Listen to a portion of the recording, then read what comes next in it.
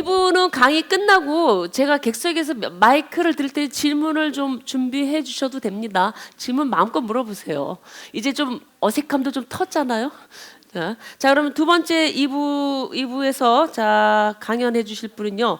소행주 한종훈 커뮤니티 디자인께서 집에 대한 색다른 접근이라는 주제로 갖고 강연을 해 주시겠습니다. 먼저 우리 영상부터 볼게요.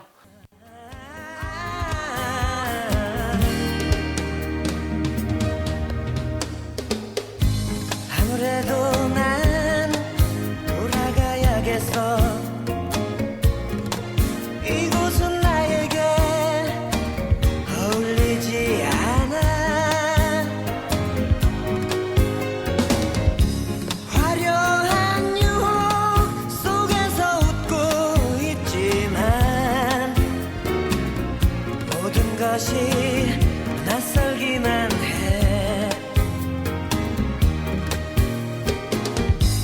외로움에 길들여짐으로 차라리 혼자가 마음 편한 것을 어쩌면 나는 아직도 이해 못하지. 내가 너를 모르는 것처럼 언제나 선택이란 둘 중에 하나. 연인 또는 타인뿐인걸. 그 무엇도 될 수 없는 나의 슬픔을 무심하게 바라만 보는 너. 처음으로 난 돌아가야겠어. 힘든 건 모두가 다를 게 없지만 나에게 필요한 것은 휴식뿐이야.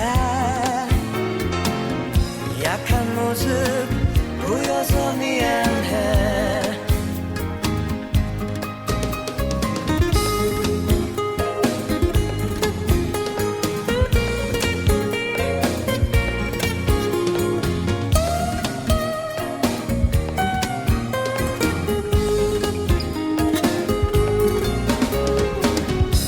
하지만 언젠가는 돌아올 거야.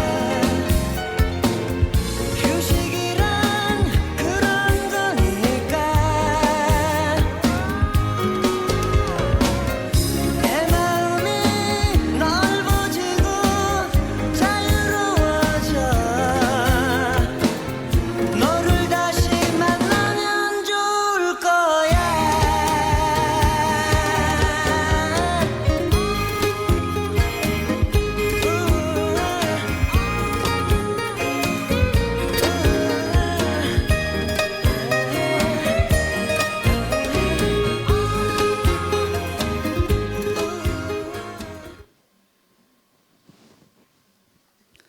반갑습니다. 소행주에서 일하고 있는 한정훈이라고 합니다. 그 앞에서도 강의가 좀 나왔었는데 집이라고 하면 어떤 생각들이 좀 드시나요? 소행주의 시작은 어떤 질문에서부터 시작이 됐습니다. 집이라고 하면 누군가가 지어주고 서로 모르는 사람들이 하나의 집을 선택해서 들어가 사는 아주 일반적인 방식이 있습니다. 주로 공급자 중심의 시장인데 이걸 거꾸로 한번 질문을 해봤습니다. 들어가 살 사람이 옆집과 아랫집에 누가 사는지 알고 들어가는 이런 집은 가능하지 않을까? 이런 질문을 통해서 시작된 곳이 소행주라는 주택입니다. 집이라고 하면 그 안에 사람이 살고요. 어떤 공간이 있고 사람과 공간이 어우러지는 커뮤니티가 있습니다. 들어가 살 사람들이 서로 안다면, 이웃 관계를 맺고 들어간다면, 집이 크든 작든 그 집을 살 사람이 설계를 통해서 살 사람의 욕구, 이해와 욕망을 담을 수 있는 이런 집을 설계할 수 있겠다 싶었고요. 그리고 집이라는 물리적 공간뿐만 아니라 더 중요한 것은 거기에 우리 식구뿐만 아니라 옆집, 아랫집, 윗집에 사는 이웃들도 집에서는 굉장히 중요합니다. 사전에 서로 모르는 사람들이 이웃관계를 맺는 프로그램을 통해서 서로 친한 이웃관계를 맺고 들어가는 프로그램도 집 짓는 과정에 담아보았고, 자기 집뿐만 아니라 함께 쓸 여러 형태의 이제 뒤에서 이제 보여드릴 텐데 그 공간에 사람들이 어떻게 썼으면 좋겠다, 어느 정도의 크기였으면 좋겠다라는 것을 설계에 반영해서 시공하는 방법을 찾아냈습니다. 이 모든 과정을 아우르는 회사가 바로 소행주라는 코디네이터 회사이고요. 소행주가 선택한 주거 방식은 서구에서는 코하우징이라고 불리고요. 서구의 시작은 그 평면적이라고 하면 저희는 수직적으로 한 주택의 코하우징 컨셉을 담아보았습니다. 아까 말씀드린 것처럼 작은 질문을 통해서 사람들을 모았어요. 연구 모임을 통해서 어떻게 집을 짓는 것이 좋을지 논의를 했습니다. 몇 년에 걸친 연구 모임이 진도가 잘 안 나갔습니다. 누군가 전문 지식이 있고 책임질 수 있는 주체가 필요했습니다. 그래서 탄생한 것이 소행주라는 회사이고요. 2010년에 첫 번째 좀 전에 보셨던 영상에 등장했던 소행주 1호가 2010년에 짓기 시작해서 2011년 3월에 첫 입주를 시작으로 매년 하나씩 지었습니다. 2호, 3호, 지금은 9번째를 짓고 있는데요. 작년에 2개, 올해는 4개를 짓고 있습니다. 이 모델이 그 서울시 주택 정책에 아주 좀 잘 받아들여졌나 봐요. 그래서 2012년에 공공주택을 소행주 방식으로, 일반적인 공공주택은 집을 먼저 짓고 개별적으로 입주자를 선발해서 한 분씩 서로 모르는 사람들이 들어가 살게 되는 방식입니다. 근데 소규모 30세대 이하의 주택을, 공공주택을 사전에 들어가 살 사람들을 뽑고 이웃관계를 맺고 주택에 대해서 입주자들의 의견을 반영하는 방식의 공공주택 모델이 나왔습니다. 2012년에 저희 모델을 처음으로 적용한 것이 강서구 가양동의 이음채라는 주택에 제가 코디네이터로 햇수로 3년을 참여해서 작년 9월에 24가구가 입주를 했습니다. 이 모델이 공공에도 적용이 됐고요. 이 모델은 땅도 공공 거고 주택도 공공의 비용이 들어갔습니다. 근데 작년에 또 다른 방식으로 땅은 공공 건데 건설 자금을 민간에서 조달해서 하는 토지 임대부 방식이 작년에 처음으로 또 새로 나왔습니다. 그래서 이 모델은 마포구 서교동에 지어졌는데요.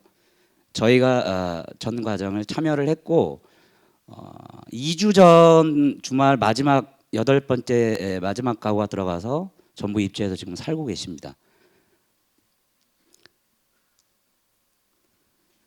여기에 이제 아까 영상에서 보셨던 첫 번째 모델이고요. 딱 보시면 뭔가 비슷한 특색이 좀 있을 겁니다. 재료나 색깔이나 패턴이 같은 건 한 집이라는 표시입니다. 여기가 한 집이라는 얘기고요. 여기도 한 집이라는 얘기입니다. 이렇게 다른 가구들이 모여서 하나의 주택을 이루고 있다라는 외관을 그렇게 표현하고 있고요. 밖에서 봐도 어디가 우리 집인지를 알 수가 있습니다. 좀 전에 설명드린 토지 임대부 방식, 땅은 공공 건데 민간에서 자금을 조달해서 집을 짓는 게 이제 5호로 저희는 명명을 하고요. 요거는 이제 경기도 부천에 지금 현재 짓고 있고요. 내년 3월에 입주할 예정이고, 요거는 경기도 과천에서 현재 짓고 있습니다. 요건 내년 5월에 입주 예정입니다. 화곡동은 얼마 전에 이제 땅을 계약해서 현재 설계 중에 있습니다. 저희는 아까 말씀드린 것처럼 어떤 질문에서 출발했다고 말씀드렸잖아요. 지역에 우리가 어디서 산다라는 것은 그 지역에 정주한다는 의미입니다. 오래 살겠다는 의미이고요. 이런 주택들이 모여서 하나의 커뮤니티가 이루어지고 마을 공동체가 만들어집니다. 그래서 저희의 출발은 하나의 주택으로 시작을 하지만 그 지역의 마을 공동체 활동으로 이어지기를 소망하고 있고, 실제로도 그런 마을 공동체 활동으로 이어지고 있습니다. 이렇게 서로 다른 사람들이 모여서 살게 되면 몇 가지 사전 준비가 좀 필요합니다. 일상적으로 모든 집마다 오늘 저녁에 뭐 먹지라는 고민 똑같이 이루어지는 것을, 모든 집에서 이루어지는 것을 한 공간에서 저녁을 해결하는 방법이 있으면 어떨까라는 누군가의 아이디어가 구현이 된 모델입니다. 매일 저녁, 주중에 매일 저녁에 함께 모여서 식사를 합니다. 그리고 각 집에 사시는 분들이, 특히 아이를 키우는 분들은 이런저런 본인의 취미 활동을 못 하는데, 아이를 재우고 저녁에, 월요일 저녁마다 엄마들이 기타를 배우는 동아리가 발표해야 하는 모습인데요. 이것도 각 집마다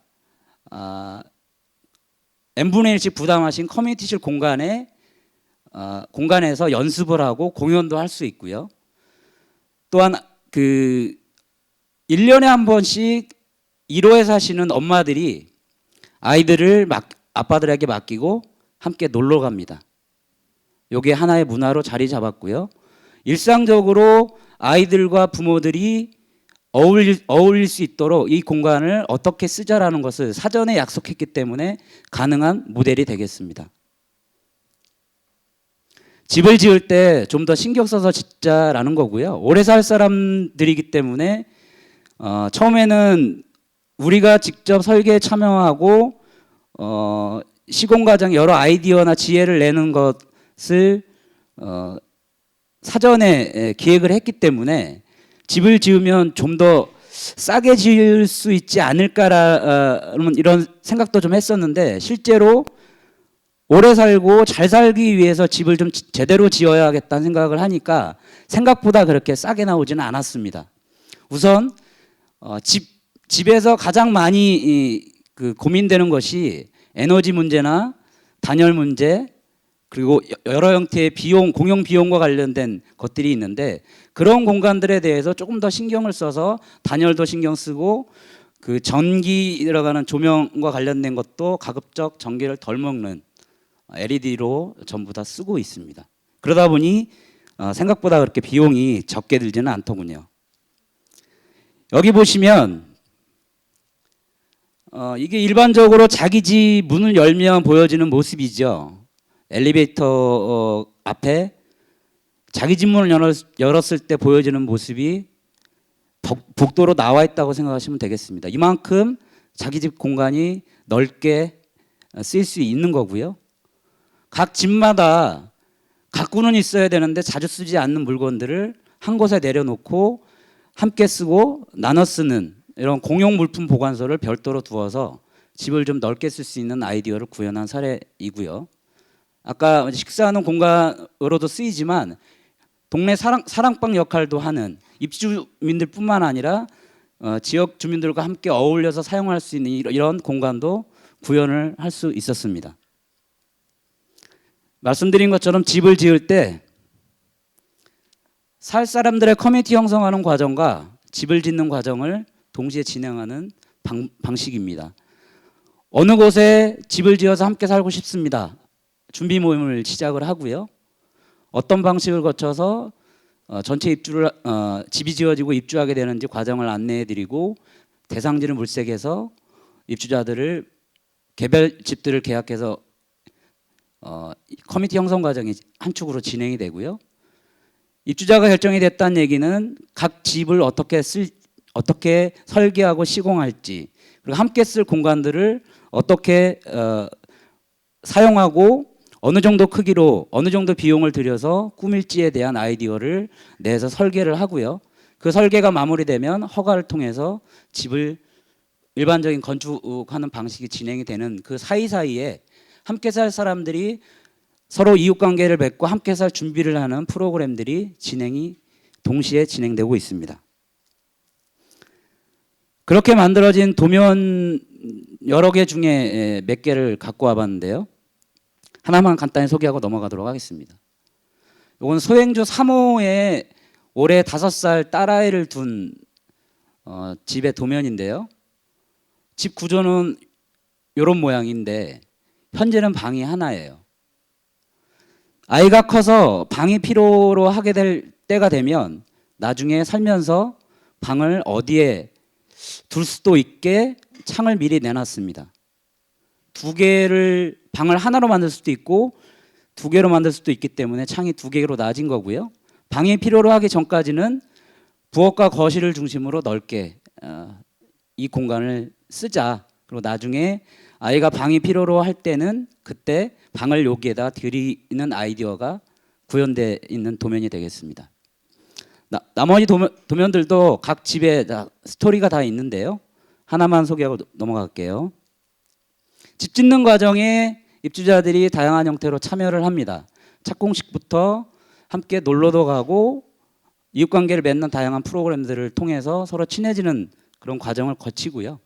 서로 이웃관계를 맺는 여러 프로그램이 있는데 서로 다른 사람들이 우리는 이제 여러 사람들이 의사결정하는 것에 익숙하지 않은데 의사결정하는 거라든가 서로 살면서 뭐 예기치 않은 갈등이 생길 수도 있다. 근데 그 갈등을 어떻게 바라보고 어떻게 해소할지, 그리고 같이 놀러도 가고 여러 형태의 입주자 살면서 필요한 약속들을 좀 정해 놓고요.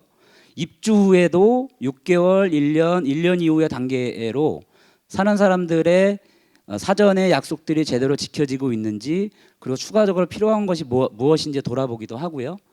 집을 짓는 것뿐만 아니라 살 사람들의 살 준비로서의 마음 짓기와 관련된 프로그램도 동시에 진행을 하고 있습니다.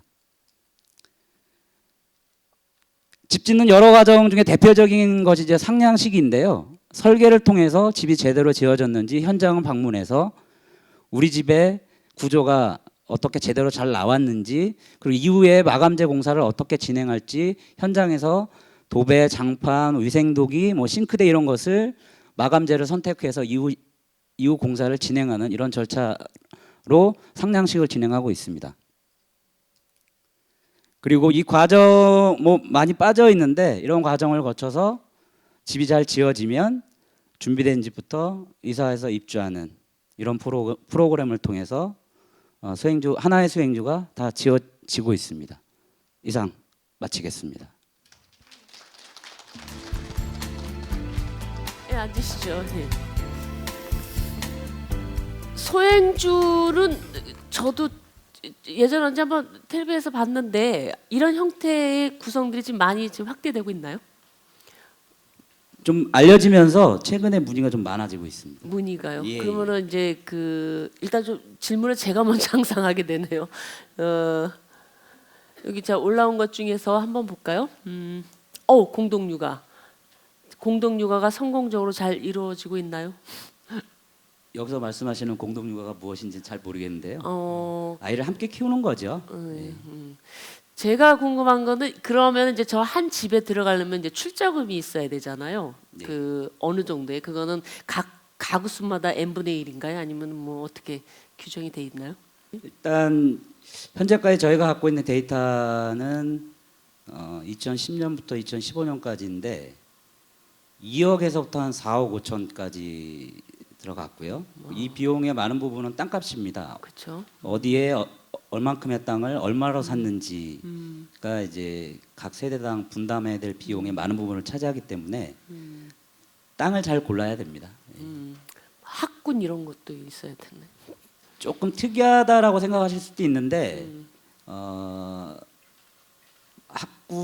분이나 뭐 부동산 투자 그런 생각을 쪽, 가진 사람들은 가지신 여기에 분들은 관심이 없죠. 아무래도 예, 그런 분들은 안 오시더라고요. 예, 예. 예, 혹시 질문 뭐 궁금하신 거 있으시면 제가 한번 내려가서 마이크를 드릴 테니 한번 좀 질문을 해보시는 게 어떤지. 예. 이제 우리가 얼굴도 텄으니 질문도 좀 하시면서 예. 궁금하신 거 뭐 예.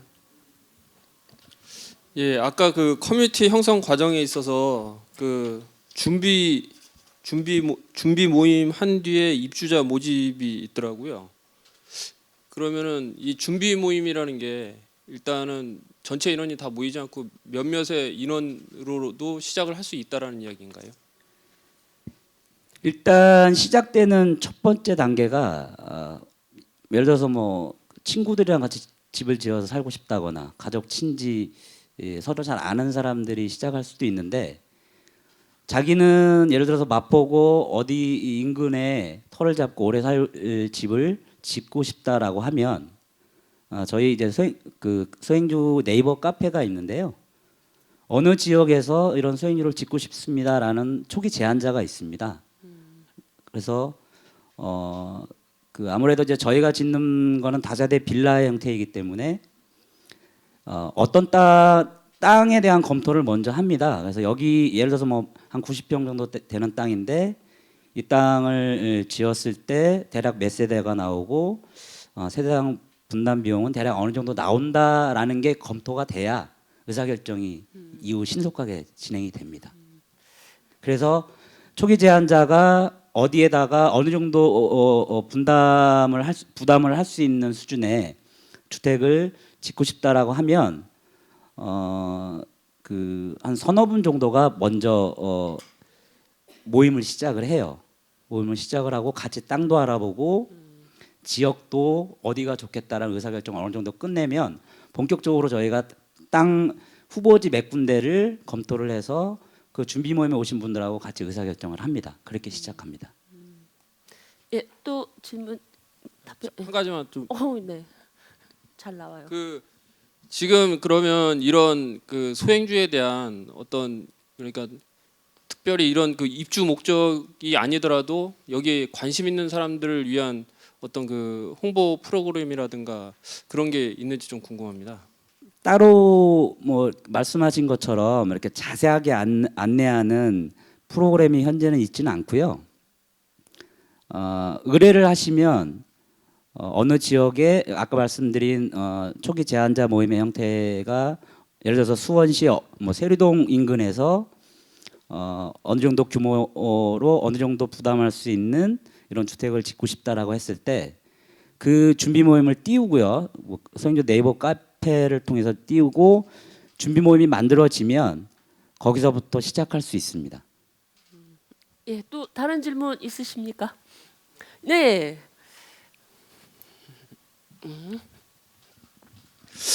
네.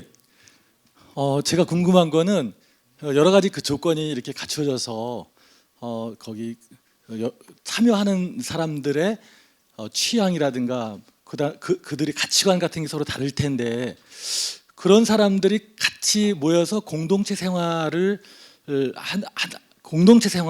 하듯이 그렇게 한 가족이 될 수 있는 그런 여지가 가능할까요? 그래서 애초부터 뭐 어떠한 그런 그 생활 패턴을 지향하는 어떤 그런 어떤 지향점을 가지고 입주자를 모집한다든가 그렇게 하는지 이런 것들을 좀 여쭤보고 싶습니다. 기본적으로 소행주와 같은 컨셉을 갖고 있는 주택은 어울림이 좀 쉽게 혹은 자주 이루어질 수 있다라는 기본 안내를 저희가 좀 드리고요. 그리고 좀 오해를 할 수 있는 게 아주 일상적으로 무슨 집단 합숙하듯이 이렇게 벌어지는 그런 곳이 아니냐 이렇게 오해하실 수 있는데 그 개인의 프라이버시는 철저하게 보장을 하고요. 쉽게 사람들과 어울릴 수 있을 때 공간이 있고 사전에 이웃관계가 있기 때문에 쉽게 어울릴 수 있다. 이런 컨셉을 갖고 있는 주택이다라는 안내를 해드리고 있습니다. 취향이 굉장히 다른 사람들이 모여서 사는데 굉장히 어렵지 않겠느냐라는 약간의 불안함 혹은 뭐 이렇게 문제 제기를 하실 수 있는 거 충분히 이해를 하고요. 그렇지만 서로 잘 알고 지내고 교류할 수 있는 주택에 살고 싶은 분들 그런 열린 마음을 갖고 계시다면 그 자세한 안내는 입주 과정을 통해서 충분히 안내해드리고 있습니다. 예. 뭐 제가 궁금한 거 지금 은퇴 후에 어르신들이 좀 관심을 가지면은 참 좋을 거라는 생각이 드는데 그렇게 하신 분들이 좀 계시나요? 문의는 있었는데요. 아직 실행된 거는 50대 후반 한 6가구 정도가 서로 이제 알고 지내던 분들인데 서울과 그러니까 예를 들면 지역도 대략 강동구하고 하남 경계쯤 이게 서울과도 좀 가까웠으면 좋겠고 비용은 어느 정도 뭐 이런 구체적인 것이 있었는데 아직은 실현되지 못했습니다. 예. 좀 관심이 저도 이 다음에 노후에 그렇게 들어가면 참 좋겠다라는 생각도 들고 서울에만 아직 경기도 쪽에는 뭐 아까 말씀드린 것처럼 부천하고 과천에서 진행하고 있습니다. 이제 곧 수원에서도 곧 하나 좀 생겼으면 좋겠네요. 한 3주 전에 제가 경기도청 주택정착가분들을 만났었는데 경기도에서도 이런 이제 이웃 관계가 있고 공동체 활동이 있는 주택에 대해서 지금 정책 입안 중이시고 아마도 내년에는 첫 선을 보이지 않을까 이렇게 생각하고 있습니다. 공동주택에서 살기가 사실 쉽지는 않을 거예요. 서로 다른 사람끼리 만나가고 이러는 거가. 근데 아까 중에 보면 의사결정 방법론이 굉장히 인상적이더라고요. 우리가 서로 이렇게 소통하는 방법이 어색해서 잘 못하잖아요. 이렇게 대화하는 방법도 많이 어색하고 그래서 어떤 것을 결정하는 데 있어서도 자기 의견을 잘 제시하기도 참 힘들고 어쩌면 그런 공동주택에서 가장 얻을 수 있는 장점들이 바로 그런 거일 거라는 생각이 드네요. 자, 질문은 여기까지 맞고 좀 다음 진행할게요. 자, 고생해 주신 우리 한정호 선생님께 박수 부탁드립니다. 자, 이제 마지막입니다. 마지막은요. 삶의 상상력과 노머니 라이프랍니다. 노머니 라이프. 돈 없이 사는 가능할까요? 그 주제를 갖고 삶 디자이너이신 박활민 선생님입니다. 강의 듣겠습니다. 박수로 맞이해 주시기 바랍니다. 안녕하세요. 저는 박활민이라고 하고요. 제가 우려했던 저 사회자분께서 멘트를 해주셨는데 노머니 라이프는요 돈 없이 살자는 얘기가 아닙니다. 일단 네. 제가 좀 슬라이드를 좀 준비를 많이 해서 이거를 20분 안에 다 하려면은 제가 계산해봤더니 한 5초에 하나씩 아주 빠른 속도로 이야기를 해야 간신히 맺힐 수 있을 것 같거든요. 그래서 좀 빨리빨리 진행을 하더라도 좀 이해해 주시기 바라고요.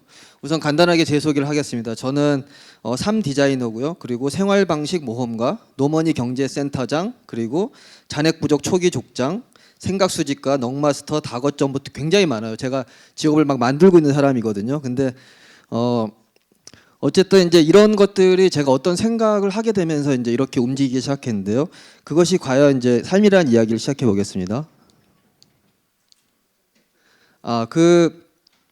저는 이 공간이라는 게 생각이 공간이라고 생각해요. 우리가 생각한다라는 건 사실 머릿속에 공간을 만드는 것이죠. 노머니 라이프라는 거는요. 저는 돈이 싫다는 게 아니에요. 돈이 싫다는 게 아니고 돈을 벌지 말자는 것도 아니에요. 지금 분명히 얘기해 드렸고요. 돈을 벌지 말자는 게 아니거든요. 이 돈이라는 거 있잖아요. 저는 청소년들을 만나고 있는데 고3 학생들한테 이제 이렇게 물어보면요. 당연히 1위가 돈이라고 얘기를 하는 거죠. 저는 이게 이제 자연스럽다고 생각해요. 그런데 이 돈이라는 생각이 머릿속에 이제 돈이라는 공간을 만들면요. 현실이 이제 머니 현실이 펼쳐지는 거거든요. 결국에는 우리가 생각한 것들이 우리의 현실을 저는 만든다고 생각하거든요. 생각이 현실을 지배하게 되는 것이죠. 그렇기 때문에 어떤 사고를 머리에 인스톨할 건지 프로그램을 어떻게 깔 건지 저는 이게 가장 중요한 삶의 질문이라고 생각해요. 내가 윈도우즈를 깔 건지 아니면은 iOS를 깔 건지 어떤 OS를 깔 건지에 따라서 나의 현실이 다르게 세팅된다라고 저는 생각하고 있거든요. 그러면은 지금 우리의 이런 사고는 어떻게 만들어져 왔는지 우리의 머릿속을 간단하게 살펴보면요. 처음에 이제 생태계 자연이었죠. 생태계 자연은 이제 사실 모두의 것이었거든요. 니꺼 내 거가 없는 거죠. 모두의 것이라는 거는 니꺼 내 거 없는 시스템. 이것 때문에 사실 인류가 살아남았던 거였거든요. 그래서 이제 인간이 태어나고 인간 역시 생태계 자연의 일원으로서 니꺼 내 거가 없는 초기의 생활 방식을 이제 하면서 진행이 된 거죠. 그러다가 산업혁명이 일어나고 산업혁명은 완전히 성공을 한 거죠. 그러면서 산업혁명이 두 가지 팽창을 하는데 하나는 밖으로의 팽창. 이 밖으로의 팽창이라는 게 뭐냐면 모두의 것을 산업이 사유화한다라는 거예요. 뭐 원래는 모두의 것이었는데 이것들이 이제 니꺼 내 거로 이제 갈리기 시작한다라는 그 팽창을 의미하는 거고요. 그리고 또 하나는 우리 자신 안으로의 팽창. 저는 오늘 하려고 하는 얘기가 바로 이건데요. 산업이 우리 자신 안으로 팽창하고 있다라는 거. 무슨 얘기냐면요. 밖으로 산업이 펼쳐지는 것만큼 우리 안으로 우리 사고가 산업화 된다라는 걸 의미한다는 거거든요. 이게 이제 좀 더 설명을 해드리면요. 이게 무슨 말이냐면 모든 것이 공급된다라는 거예요. 여러분들이 집에 가서 생활에 있는 모든 것들을 들여다보세요. 이게 다 공급되는 거거든요. 저는 이걸 이제 공급사회라 그래요. 공급사회. 이게 굉장히 무서운 얘기거든요. 이 얘기가요. 굉장히 자연스럽고 당연한 것 같지만 사실은 이 공급사에 살고 있는 우리의 무의식에는요, 삶이 공급된다라고 무의식적으로 사고한다라는 거예요. 내 삶이 공급된다. 공급이라는 것은 외부에서 안으로 들어오는 것이잖아요.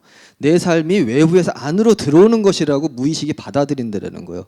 그렇게 되면은 결국에는 이 공급이 끊어질 거에 대한 불안을 안고 우리가 평생을 살아가야 된다라는 거예요. 지금 우리가 이 상태에 있는 거, 우리 머릿속이요.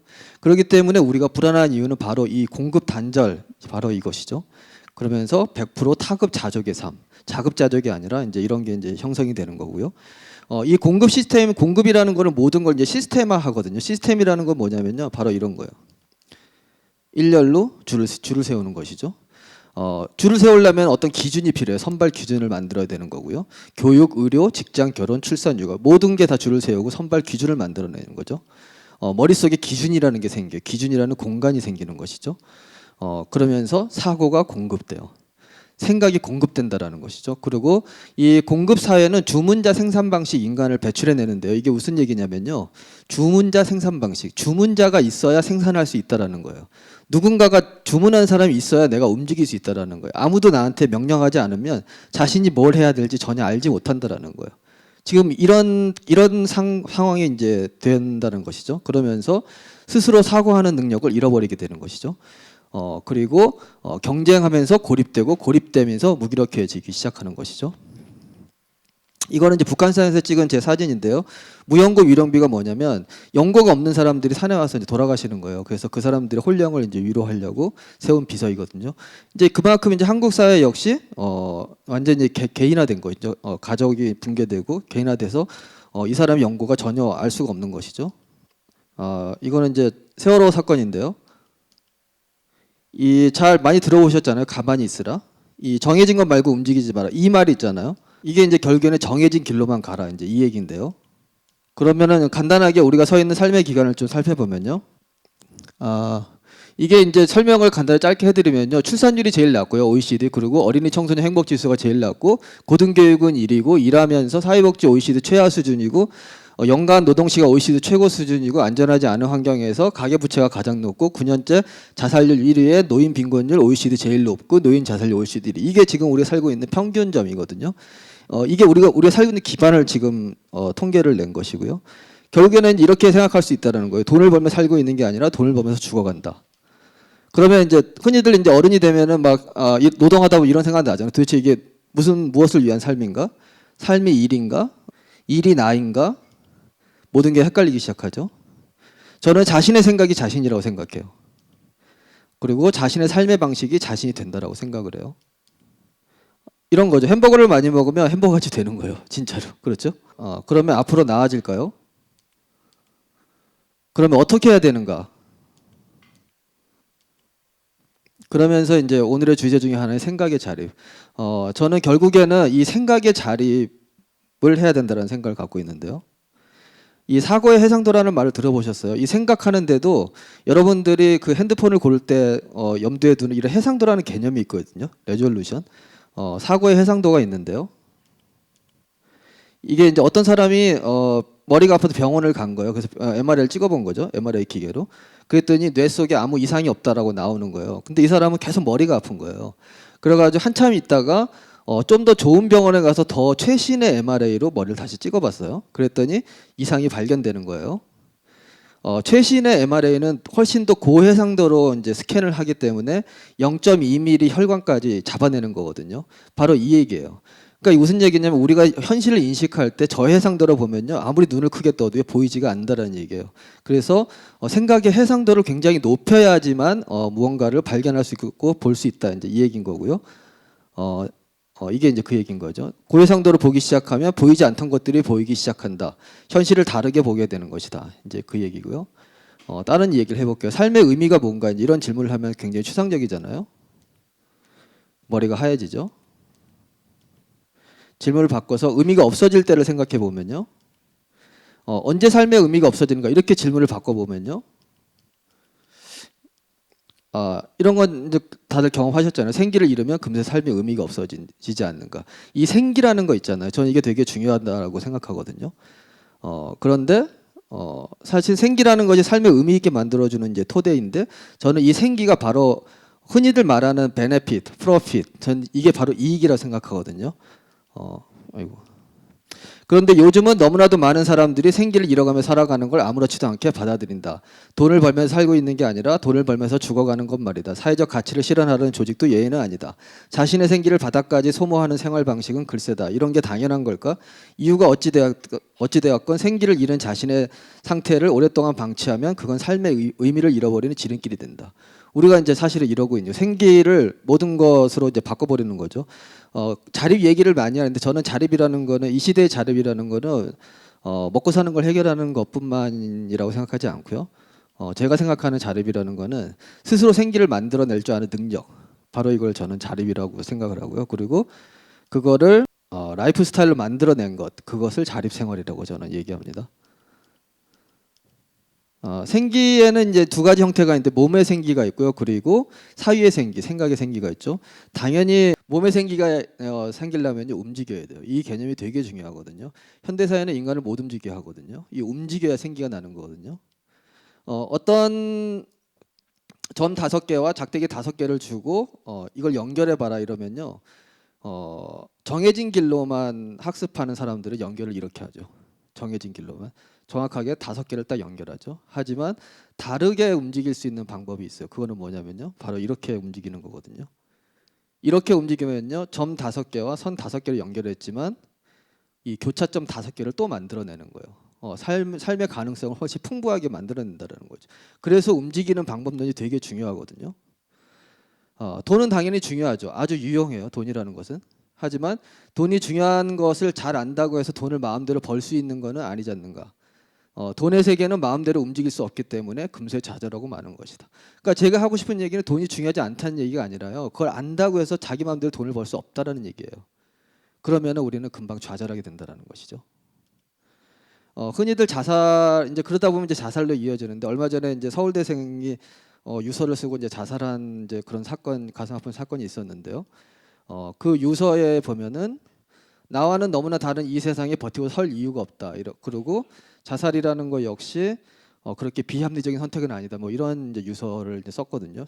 저는 이제 사실 이제 이런 것들이, 인간은 사실 먹고 사는 것 때문에 죽는 게 아니라 자신이 마음껏 펼칠 세계와 연결되지 못할 때 죽어간다고 생각을 해요. 그래서 자신의 사고 안에 마음껏 움직일 수 있는 공간을 만들어야 된다고 생각해요. 이 공간이 없으면 우리는 점점 시들해지고 생기를 잃고 점점 삶의 의미가 없어지고 죽어가게 된다는 것이죠. 그러면서 이제 제가 내 자신의 삶을 고정화시키는 거 하나하나씩을 제가 이제 사고를 해 나가기 시작한 그런 예를 좀 보여드리겠습니다. 이 정치가 사실은 우리의 프레임을 가장 가두는 이제 큰 프레임 중에 하나잖아요. 2008년에 촛불 시위라는 이제 그 큰 시위가 있었는데요. 그때 제가 이제 저는 디자이너 출신이기 때문에 어떤 그런 커뮤니케이션 디자인을 이제 하게 됐는데요. 그 종전의 그 시위 현장의 그 비주얼라이징 패턴은 약간 이런 거였죠. 이게 민족미술의 이제 그런 판화 패턴이었는데, 저는 이런 거 디자인한 사람이거든요. 이런 걸 하다가 캐릭터의 대중성을 이제 인식하면서 제가 그때 시위 현장에 처음 발언을 한 여고생의 이미지를 따라서 촛불소녀라는 이제 캐릭터 디자인을 하게 됐고요. 그리고 이것들이 굉장히 사람들의 반향을 불러일으켜서 많은 사람들이 이 촛불소녀를 사용하게 됐죠. 저는 이제 이런 걸 보면서 이게 뭔가 다른 식의 접합점들이 대중들하고 커뮤니케이션 할 수 있다, 이제 이런 생각을 하게 됐고요. 또 하나는 그 고립의 문제 있잖아요. 인간이 고립된다라는 것은 사실은 자기 집을 벗어나서 공동으로 사람들하고 생활할 수 있는 공간이 없기 때문에 그런 거거든요. 그러면서 커뮤니티 공간을 만들어 보는 실험을 했었는데, 쌀집고양이라는 채식거리를 이제 제공하는 커뮤니티 공간을 만들게 되었는데요. 이제 공간은 이렇게 생긴 거고요.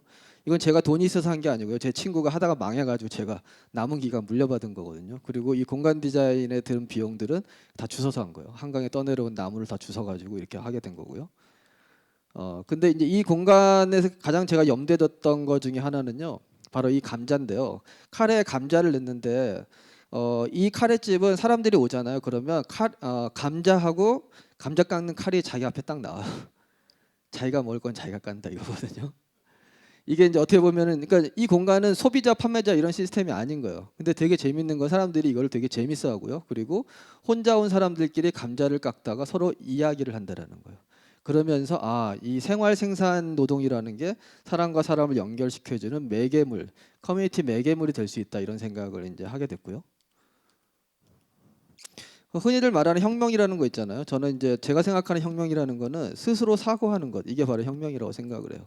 어떤 사회를 뒤엎고 이런 혁명이 아니라 스스로 사고하는 것, 그런 개인이 되는 것, 저는 이게 이제 혁명이라고 하고요. 흔히들 이제 우리는 일자리가 문제다, 일자리가 있어야 된다고 얘기를 하잖아요. 그리고 이제 취직이 안 된다고 얘기하고, 그러면은 진짜 인간한테 노동은 무엇인가, 이런 질문을 이제 해보자는 거죠. 그러면은 우리에게 필요한 건 일자리가 아니라 삶을 살리는 일이다. 내 몸을 팔아서 보수를 받는 일자리가 아니라 삶을 살리는 일이다. 그렇겠죠. 흔히들 내 몸을 팔아서 보수를 받는 그런 거를 우리 노동이라고 생각하기 때문에 노동을 기피할 수밖에 없는 거겠죠. 이런 생각도 해보는 거죠. 자신을 살리는 방식이 자신의 삶의 방식이 될 수는 없어요. 나를 희생해서 사는 방식이 아니라 내가 살아가면 살아갈수록 내가 살아나는 그런 방식이 삶의 방식이 될 수 없을까, 이제 이런 생각을 해보는 거죠. 그게 이제 저는 삶 디자인이라고 생각하고요. 그러면 이제 굉장히 다른 차원의 이제 사고력이 필요한데요. 직업, 뭐 재능, 진로, 특히 이제 이 진로 문제 같은 경우는요. 저는 청소년들이 진로를 상담할 때 직업 이야기는 하지 않는다. 너가 살고 싶은 라이프 스타일을 찾아보라고 조언해 준다. 그 다음은 그렇게 살아가고 있는 사람을 찾아내라고 한다. 그 사람을 찾으면 직접 가서 만나보고 그 사람이 어떤 주거 형태로 사는지, 어떤 식으로 먹는지, 돈은 어떻게 버는지, 시간을 어떤 식으로 보내는지를 들여다보라고 한다. 저는 이렇게 접근해야 된다고 생각을 하거든요. 흔히들 이제 경쟁을 어쩔 수 없다라고 얘기하잖아요. 근데 이런 생각도 할 수 있다고 생각해요. 누군가 더 잘하는 사람이 있다면 그 일은 그에게 맡겨두고 난 아무도 하지 않는 일을 찾아 내 일로 만들면 된다. 일본에 있는 제 작가 친구가 한 이야기거든요. 이런 식으로 사고한다면 사실은 이제 경쟁에 대한 다른 프레임을 저는 가질 수 있지 않을까, 이런 생각이 좀 들고요. 경제에 대해서 사고해보자. 이코노믹이라는 거죠. 이게 이제 우리 머릿속에 이제 어떤 경제가 있냐면요. 우리 머릿속에 있는 자본주의 경제가, 이게 이제 자본주의 경제거든요. 저는 자본주의 경제를 간단하게 머니 이코노믹이라고 그래요. 그리고 우리는 모두 다 이 자본주의 경제 시스템 위에서 살고 있죠. 그런데 여러분도 잘 아시겠지만 이 경제에서 아무리 발을 동동 구르고 열심히 일을 해도 돈을 벌 수도 돈을 모을 수도 없는데 돈으로만 굴러가는 경제가 왜 필요한 걸까? 이런 생각을 하게 된다는 거예요.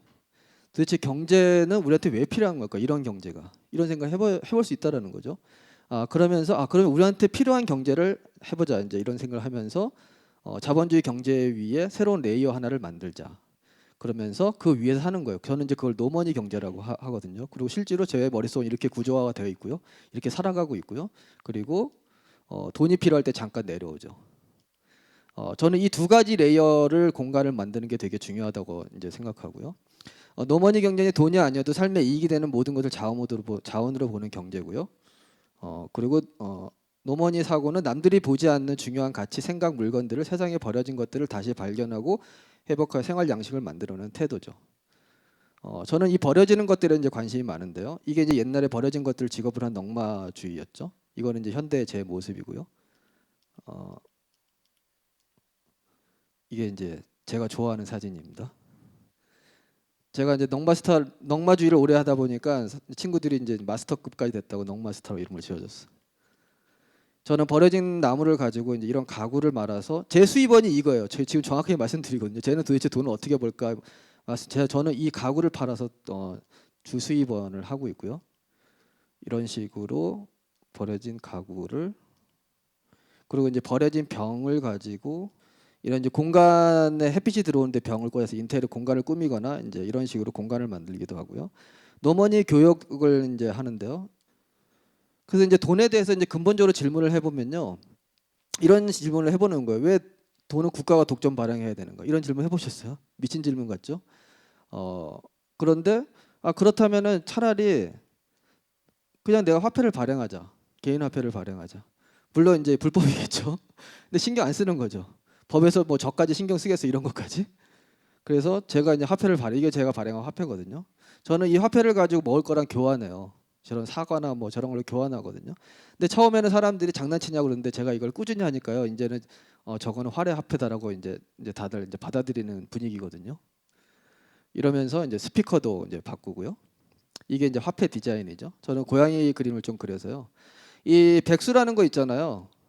지금 청년 실업 40만이라고 그러거든요. 근데 이 40만이라는 숫자가 이게 뭐냐면 40만이 다 취업을 해야 된다 그 얘기하고 있는 거예요. 그러면은 취업을 못하면 난 루저다 이렇게 머릿속에 이렇게 만들어지는 거거든요. 근데 정부에서 이런 생각 못 하는 거죠. 만약에 40만이 모인다고 하면은 할 수 있는 일이 무엇일까 이런 생각 해보자라는 거예요. 그 미국의 우드스탁에 40만 모인 거거든요. 그러니까 우리가 사실 꼭 돈이나 취업 이런 방식이 아니라 다른 상상력이 있을 수 있지 않을까 이런 생각하는 거고요. 저는 백수를 낮 시간 생활자라 그래요. 이건 무슨 얘기냐면은 시간이라는 자원이 많은 사람이라는 거죠. 그러면은 그 사람들이 해야 되는 거는 시간 있는 사람이 할 수 있는 일을 생각해 보자 이러는 거죠. 그게 저는 생활이라고 생각을 해요. 생활이라는 게 한자로 생생한 활력 이게 생활이거든요. 원래 생활이라는 건 생생한 활력이어야 돼요. 이게 무기력하고 그런 게 아니라 하이데거가 이런 말도 했대요. 그러면서 제가 이제 집이라는 공간을 생활 생산 기지로 바꾸기 시작했거든요. 그래서 다 뜯어 고쳤어요. 바닥도 다 드러내고 저런 싱크대 이런 걸 이제 버려진 나무를 가지고 요리를 생산을 해야 되니까 요리할 수 있는 스페이스를 좀 더 이제 크게 만들고요. 이제 이런 식으로 그러면서 에너지를 또 생산해 보자. 그래서 도시에 살지만 제가 난로를 놓게 되었어요. 이게 이제 그 난로를 놓은 장면이고요. 그리고 땔감을 모으죠. 이게 다 도시에서 벌어지는 일이고요. 그리고 이거는 이제 제가 핸드폰 충전기를 태양광을 가지고 이제 해보는 이제 거고요. 이런 식으로 이제 그늘막을 치면은 집 안 전체가 그늘이 되면서 굉장히 시원해지거든요. 그러면서 에너지를 제가 이제 실제로 생산해보는 체험을 하는 거죠. 이 만든다라는 것이 저는 굉장히 중요하다고 생각하는데 왜냐하면 무언가를 만들어야지 공급되는 사회에서는 무언가를 스스로 만들면서 생각에 시동을 걸 수 있다고 생각을 해요. 스스로 뭔가를 만들지 않으면요 시동 걸 일이 없는 거예요. 그냥 시장에 가서 다 사버리면 되기 때문에. 그러면서 이제 먹거리 역시 생산을 하는 거죠. 이런 식으로. 이런 거 뭐 텃밭이 있는 거니까. 네. 이런 식으로 생산을 하는 거죠. 그러다가 이제 혼자 하다가 이걸 집단으로 해보자 이런 생각을 하게 됐어요. 그러면서 노머니 생활생산 카페라는 걸 만들게 됐어요. 이 생활생산 카페에 가면요 메뉴 대신 그날의 생활생산 리스트가 있는 거예요. 그래서 그 생활생산 마음에 드는 생활생산을 하면 되는 거거든요. 이 카페가 운영되는 근본 원리는 이 쌀이라는 화폐 은행이 있기 때문에 사람들이 쌀을 갖다 놓는 거거든요. 이걸로 굴리는 거죠. 기본 운영을. 그렇기 때문에 이게 굴러갈 수 있다라는 거죠. 그리고 세대가 다른 연령대에서 기술을 서로 배우고 가르치죠. 그리고 서로의 경험을 이제 나누기도 하고요. 그리고 물건을 공유하기도 하고요.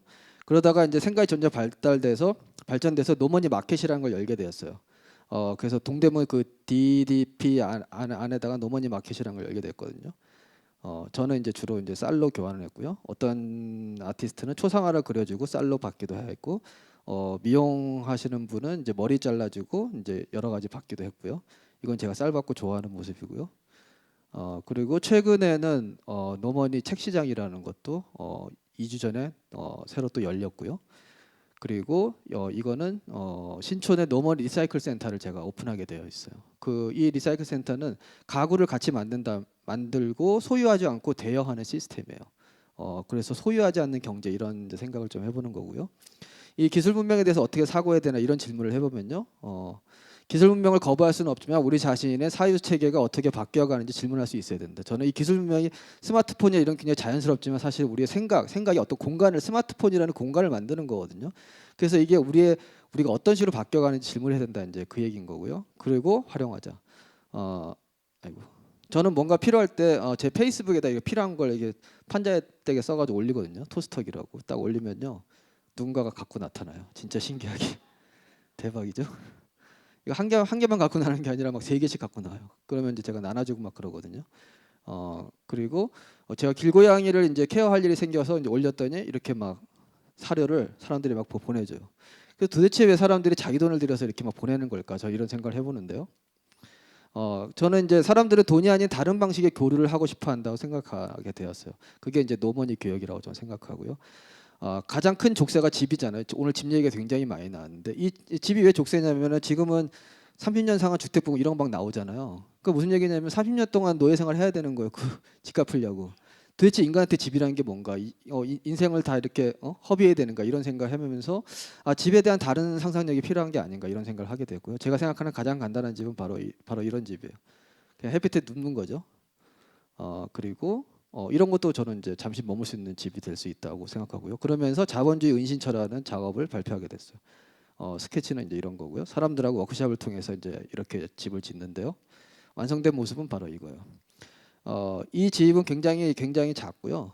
이렇게 이 집의 특징은 집 안에서 일었을 수 없다라는 거예요. 집 밖에 이렇게 하늘이 높은데 왜 꼭 집에서 일어서게 이렇게 크게 져야 되나 이제 약간 이런 질문을 하고 있는 거고요. 그리고 책을 볼 수가 있고 용달에 실으면 이제 올라가는 거예요, 당연히. 그리고 전망도 보고 그래도 테크놀로지는 이용해요. 태양광으로 테크놀로지 이용하고 그러면서 제가 잔액 부족 초기 족장을 맡으면서 잔액 부족이 뭐냐면 이 시대에 우리가 다 잔액이 부족하잖아요. 그래서 이게 사실은 우리가 같은 배를 탄 같은 부족이다 이 의미거든요. 잔액 부족이라는 게. 그래서 그 잔액 부족 모델하우스를 제가 만들게 되었어요. 이런 모습인데요. 당연히 이제 에너지는 이제 이렇게 하고요. 이 빗물바지 통으로 걸러서 이제 커피 같은 거 마실 수 있어요. 빗물을 걸러가지고.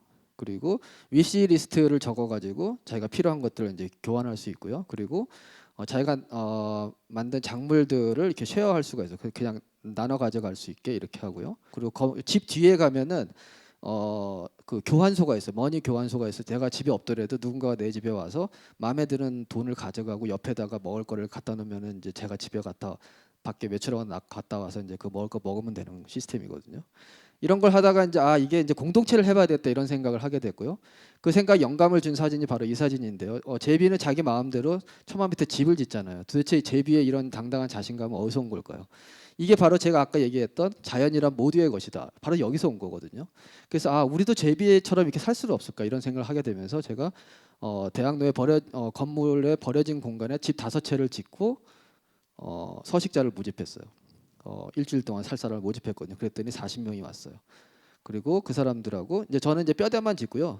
그리고 사람들이 자기 스타일대로 인테리어도 하고 이제 이렇게 짓는 거죠. 이때 모인 사람들이고요. 이제 집을 고르고 있고 이렇게 밥도 같이 먹어보고 우리는 도시에 살지만 사실은 도시에 대해서 잘 모른다고 생각을 하고요. 그러면서 도시 전체를 어떻게 생태계로 사과해 볼 수 없을까 이런 생각을 하고요. 임금 노동자의 동선을 GPS를 1년 동안 촬영하면은 바로 이렇게 나오는 거거든요. 집, 회사, 집, 회사. 저는 이거에 우리의 생각의 한계가 바로 이제 이 동선이라고 생각하거든요. 그래서 어떻게 하면 이 생활 반경을 넓힐 수 있을까? 이렇게. 그래서 저는 시간 날 때마다 돌아다니면서 계속 공간을 채집하죠. GPS로 리스트업을 하고 계속 공간을 채집하거든요. 전국 단위로 채집을 하고요. 저는 사무실이 없어요. 이게 김포공항인데 김포공항 가면 따뜻하고 뭐 되게 좋거든요. 와이파이 잘 되고 깨끗하고 여기서 업무를 다 보거든요. 사무실이 필요 없는 거죠. 그러면서 다거점 거주라는 이제 개념을 생각하게 됐고요. 이게 이제 그 모델하우스인데요.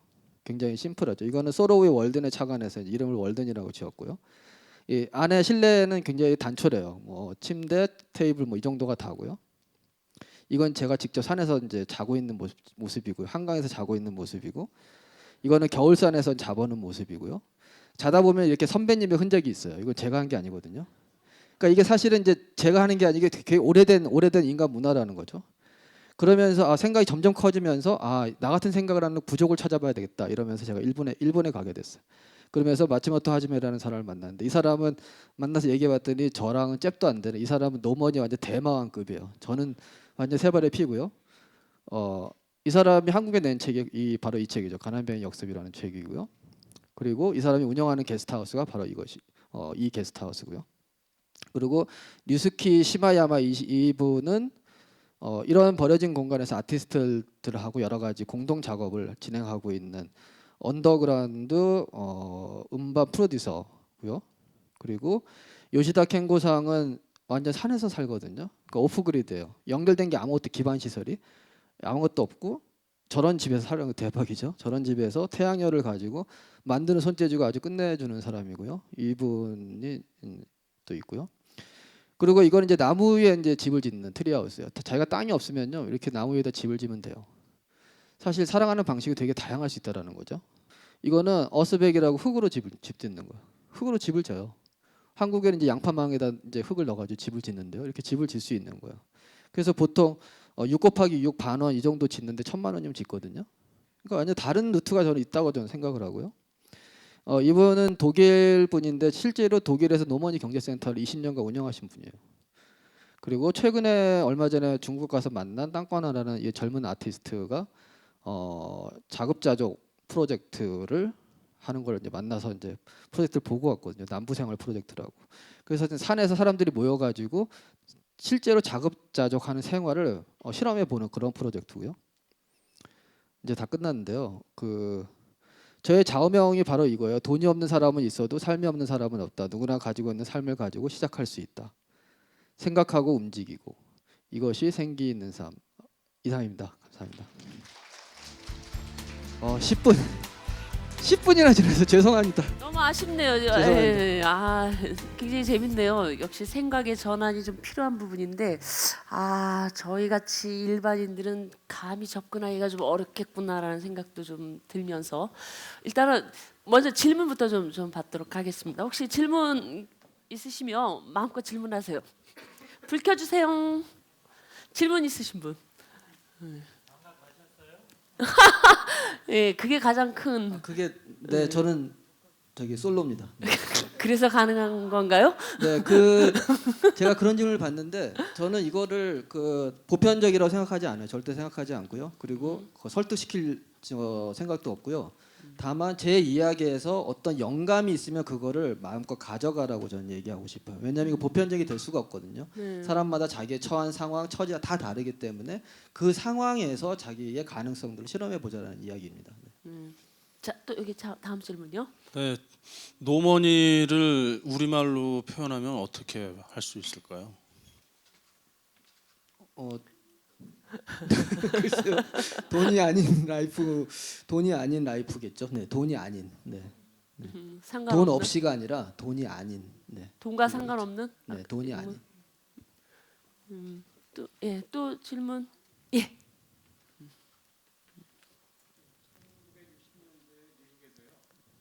마이크요. 예, 내용 잘 들었습니다. 제가 얼마 전에 책에서 본 내용인데요. 1960년대 미국에서 한때 보헤미안 사조가 굉장히 유행했었거든요. 지금 하시는 생각이 제 생각에는 그 당시 그런 보헤미안 라이프, 그러니까 기존 체제에 좀 반대되는 어떤 생각을 가지고 삶을 살아가는 방식, 그거하고 좀 저는 한 사조로 생각이 드는데 혹시 그런 거에 대한 생각 가지고 계신지요? 당연히 이런 생각은요 굉장히 오래된 생각이에요. 굉장히 몇 년이 이어져 왔고요. 제가 이런 생각을 하게 된 이유 중에 하나는요. 물건을 이제 줍다 보니까 세상에 물건이 되게 많이 버려진다 이걸 알게 됐고요. 그 다음 단계로 제가 알게 된 것은 세상에 물건만이 버려지는 게 아니라 좋은 생각도 버려진다 이걸 알게 됐어요. 그러면서 내가 좋은 생각을 마음껏 그냥 주워다 쓰면 되는구나 이런 생각을 하게 됐고요. 그러면서 생각을 계속 줍고 옛날 생각을 뒤져보고 거기서 좋은 생각은 다 가져다 쓰고 있는 거 이게 다 공짜거든요 사실은. 그러니까 선생님 말씀하신 대로 이런 흐름은 예전부터 굉장히 있어 왔었죠. 그걸 근데 어떻게 하면 새로운 이 시대의 다른 용어와 다른 개념으로 커뮤니케이션 할 수 있을까 저는 이걸 고민하고 있습니다. 예. 지금 참여하는 어떤 인원들은 많나요? 어느 정도예요? 뭐 제가 인구 조사를 해보지는 않아서 알 수는 없는데 어쨌든 페이스북을 적어도 페이스북은 저는 한 2,500명 정도가 친구가 있고요. 근데 뭐 잠정적으로 청년 실업 40만이 저는 그러니까. 잔액 부족 대상자가 아닐까 이런 생각을 네. 하고 있어요. 그 부분에 대해서 조금 더 관심을 가져주시면 그 40만의 실업인들이 뭔가를 하면 참 좋겠다라는. 그러니까 결국에는 이런 실업자라고 이제 명명하는 순간 자기를 루저라고 스스로 이제 받아들인다라는 거거든요. 그러면서 루저의 세상이 열리는 거예요. 근데 저는 이제 이게 위험하다고 보는 거고요. 오히려 이제 임금 노동에 들어갈 수 있는 거는 이미 정해져 있고요. 그 퍼센테이지라는 건. 그렇기 때문에 앞으로는 자기의 그 의지랑 상관없이 시간이 넘쳐나는 사람이 이제 점점 늘어나는 거예요. 그랬을 때 그러면 우리한테 필요한 것은 이 시간을 가지고 무엇을 할 거냐, 이게 굉장히 중요한 이야기거든요.